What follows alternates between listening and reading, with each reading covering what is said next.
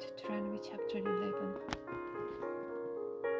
Love the Lord your God and keep his requirements, his decrees, his laws, and his commands always. Remember today that your children were not the ones who saw and experienced the discipline of the Lord your God. His majesty, his mighty hand, his outstretched arm, the signs he performed, and the things he did in the heart of Egypt, both to Pharaoh, king of Egypt, and to his whole country. What he did to the Egyptian army, to its horses and chariots, how he overwhelmed them with the waters of the Red Sea as they were pursuing you, and how the Lord brought lasting ruin on them. It was not your children who saw what he did for you in the wilderness until you arrived at this place, and what he did to Dathan and Abiram, sons of Eliab the Reubonite, when the earth opened its mouth right in the middle of all Israel and swallowed them up with their households, their tents, and every living thing that belonged to them. But it was your own eyes that saw all these great things the Lord has done.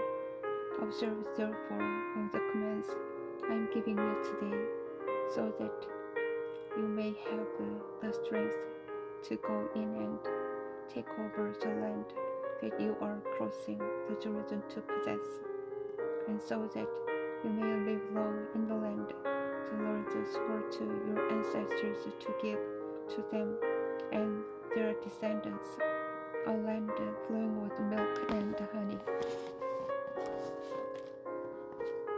The land you are entering to take over is not like the land of Egypt, from which you have come, where you planted your seed and irrigated it by foot as in a vegetable garden.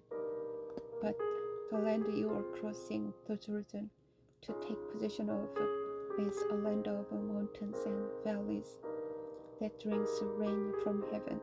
It is a land the Lord your God cares for.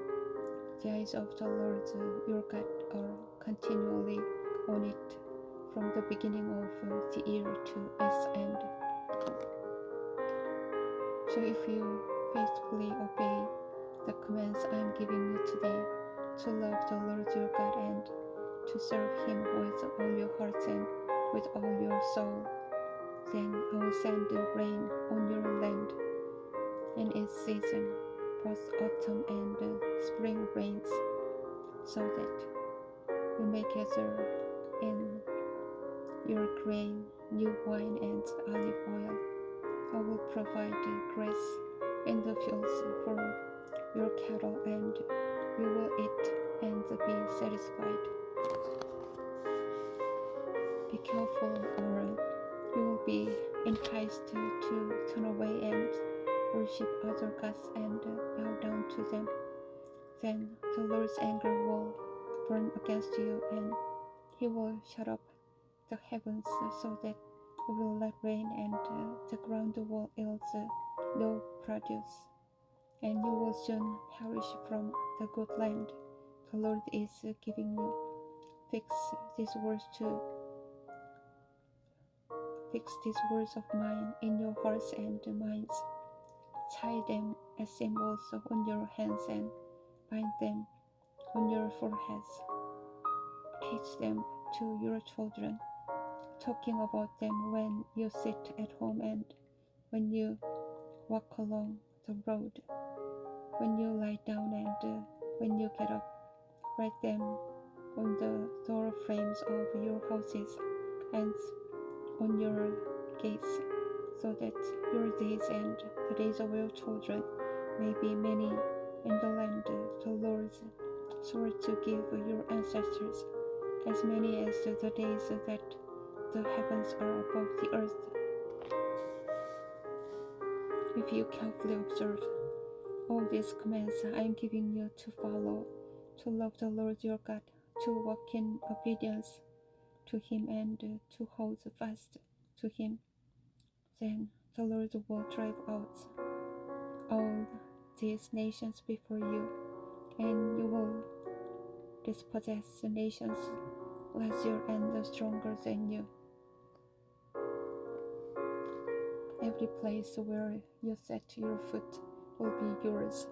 Your territory will extend from the desert to Lebanon, and from the Euphrates River to the Mediterranean Sea. No one will be able to stand against you.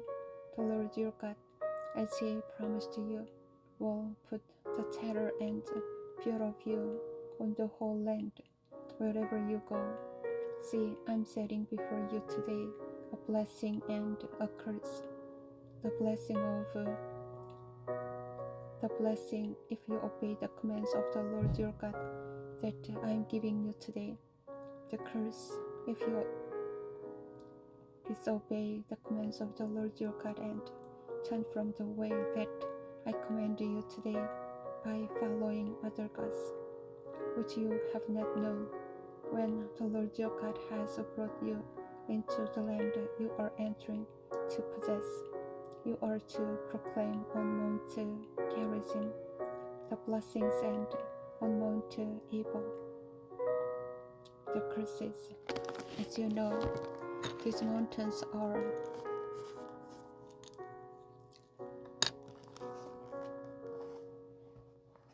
across the Jordan, westwards towards the setting sun. There are the great trees of Moreh, in the territory of those Canaanites living in the Arabah, in the vicinity of Gilgal. You are about to cross the Jordan to enter and take possession of the land the Lord your God is giving you. When you have taken it over and are living there, be sure that you obey all the decrees and laws I am setting before you today.